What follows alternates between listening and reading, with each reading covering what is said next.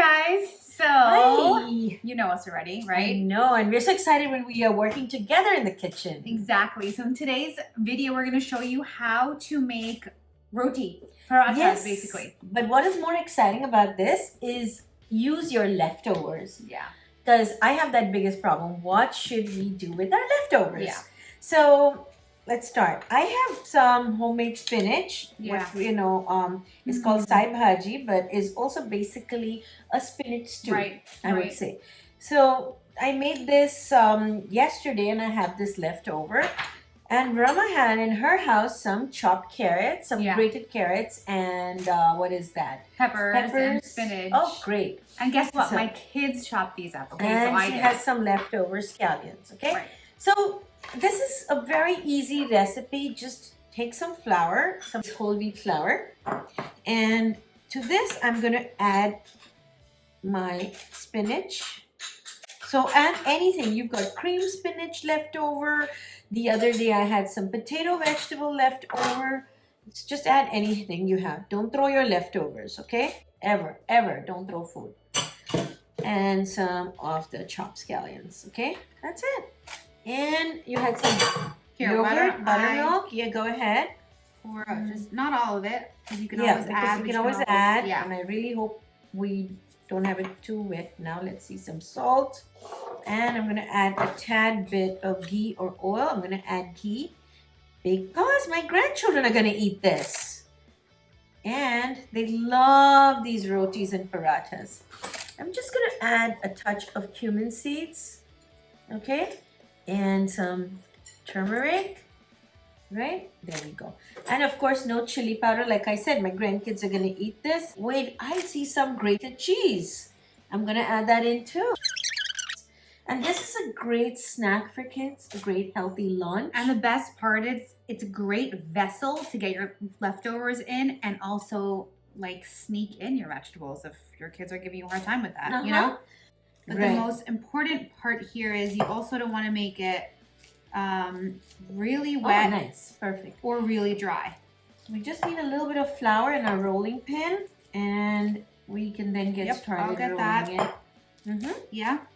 Yeah. And the best way to knead, I would say, is just like punch and then fold. And sometimes I have trouble kneading straight in the bowl, so I will do it on the counter. But you're doing such a great job. Do you want to tell them why you have trouble? Well, because she's also a grandma of 6 kids. And that arthritis is kicking in.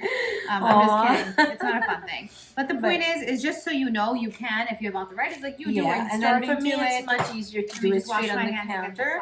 Yeah, perfect, Rama. So just get a little bit of any flour. I think you're running out of whole wheat flour. So see this, you can use any flour of choice for dusting. So we can just use an all-purpose or a chickpea flour, anything that you have.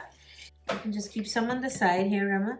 And we can start rolling. Do you want to roll? Do you want me to roll? Sure, start rolling, yeah. You want to take out some golf size pieces and you want to roll them into like mini sliders or mini burgers. Yeah. And then once you do that, you can actually dredge them in your flour so you're sure that they don't get too sticky on you. Yep. And you see why it's doing a little bit my dough like that? Because we have buttermilk in there, but that actually makes it more tasty. Flakier. Yeah. Also. It just does a great job, the taste of buttermilk in it. And that's it. And there we go. Is our roti almost ready? And don't ever worry about the shape of your roti, okay? Guys, don't get all panicky that your roti is not round. This is like Play-Doh. So all you do is you join it wherever it's coming apart. And that's it. You don't want to do it too thin because it will dry up and break on you. And that's it. My roti is ready. I'm going to throw it on a warm pan. I already have my pan heating up there. While she does that, I'm going to do this one more time. Again, a golf size piece. First do it on a dry pan. And then I'm going to flip it over once and put ghee on the other side. Okay? And let it cook. So while you're rolling it, done. That's it. This is what it looks like. That's it. And we tend to use a cast iron skillet. So we definitely love to do that with parathas and rotis. Okay, I'm going to bring it there. It's just about done. Perfect. It's almost like cooking, honestly, even faster than a pancake. And there we go.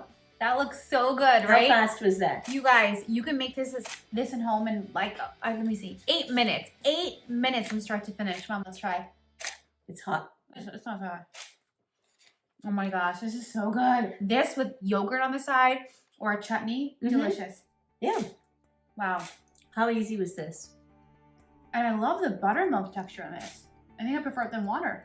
Yes, I told you, it makes it a lot more tastier. Okay, so if you want to learn recipes that are plant-powered, that are quick, that are healthy, that are made with a lot of love by both of us, click here, subscribe to Plant Based by Wannabee Chef.